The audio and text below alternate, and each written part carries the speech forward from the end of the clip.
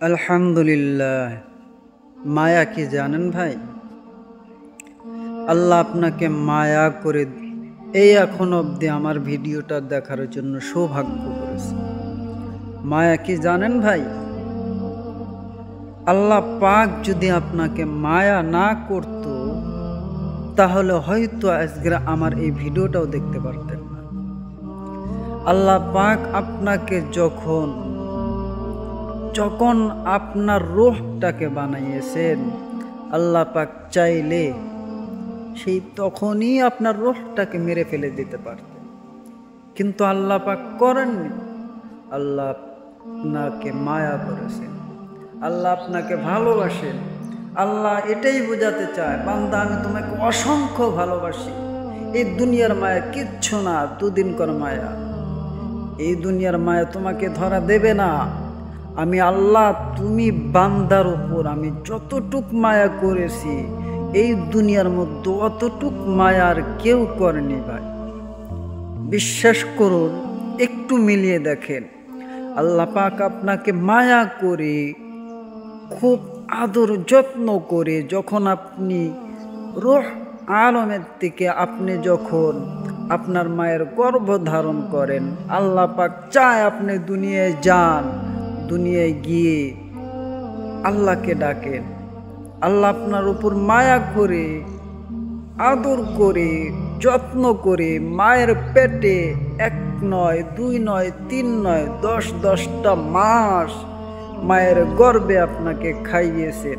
খাওয়ানোর পর যখন আপনি বড় হয়ে গেছেন, তখন আল্লাহ পাক আপনাকে দুনিয়ার মধ্যে পাঠালেন। মায়ের গর্ভ থেকে যখন দুনিয়ায় আসলেন, আসার পরে দেখেন মায়া কাকে বলে। আল্লাহ পাক আপনাকে মায়া করে আপনাকে মুখটা বানালো। আল্লাহ পাক মায়া করে আপনার চেহারাটা বানালো। আল্লাহ পাক আপনাকে মায়া করে আপনার চোখটা দিল। আল্লাহ পাক আপনাকে মায়া করে আপনাকে নাকটা দিল। আপনার উপর মায়া করে শোনার জন্য কান দিল। আল্লাহ পাক আপনার উপর মায়া করে মুখ দিল বলার জন্য। যার মুখ নেই, যার কান নেই, যার চোখ নেই, যার হাত নেই, যার পা নেই, তাকে একবার গিয়ে জিজ্ঞাসা করো হাত না থাকার যন্ত্রণা কত, মুখ থাকা সত্ত্বেও কিন্তু কথা বলতে পারে না। তাকে একবার জিজ্ঞাসা করো।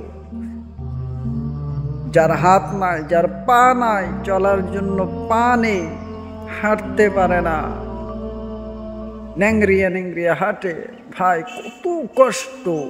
আপনি কতটুক সুস্থ আছেন, এটাকে মায়া বলে না? আল্লাহ আপনার কাছে কি চায়? আল্লাহ এতটুকু চায় যেন আল্লাহ যখন আপনাকে ডাক দিয়েছেন, আল্লাহ পাক যখন আপনাকে ডাকেন, তখন আল্লাহর ডাকে সাড়া দেওয়া। আল্লাহ পাক এতটুকু চায় বান্দার কাছে, বান্দা তোমার জন্য গাছ বানিয়েছি, মাছ বানিয়েছি, খাওয়ার জন্য, থাকার জন্য, পানির অপর নাম জীবন, সেই জীবন দিয়েছি, আমি কত কিছুই করেছি, কিন্তু বান্দা এইসবের বিনিময়ে আমি কিচ্ছু চাইনি। আমি শুধু একটা জিনিস বান্দা তোমার উপরে চেয়েছি, সেটা হলো ওয়াবুদুল্লাহ, তুমি আমারই বান্দা, তুমি একমাত্র আমারই ইবাদত করো। আল্লাহ পাক আবার বললেন, ওয়া মান ইয়াতাওয়াক্কাল আলাল্লাহি ফাহুয়া হাসবুহ, যে ব্যক্তি আল্লাহ পাকের উপর ভরসা রাখেন, আল্লাহ পাক তার জন্য একাই যথেষ্ট। তারপরেও আমরা সালাতের জন্য মসজিদে রওনা দেই না। আমরা কোন রাস্তায় চলছি ভাই? একটু নিজের কাছে জিজ্ঞাসা করুন। আপনাকে এত মায়া করার পরেও আপনার মনে একটুও বলে না আল্লাহর ডাকে একটু সাড়া দিই? আল্লাহ চাইলে আপনাকে এক্ষুনি তুলে নিয়ে দুনিয়া থেকে একদম শেষ সীমানায় পৌঁছে দেবে। একটু দয়া করে না? একটু মায়া লাগে না একটু আল্লাহর ডাকে সাড়া দিয়ে মসজিদে যাওয়ার?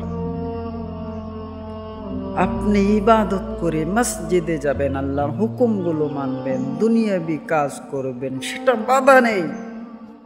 আপনার ফলাফল এত সুন্দর আল্লাহ পাক জান্নাতের মধ্যে রেখেছেন, সেটা দুনিয়ায় নেই। তার জন্য বলছি ভাই, আপনাদের রিকোয়েস্ট, আপনারা আল্লাহর ডাকে সাড়া দেন। আল্লাহ ছাড়া গতি নয়, আল্লাহ ছাড়া গতি নয়। ওয়া আখিরুদ দাওয়ানা আলহামদুলিল্লাহি রাব্বিল আলামিন।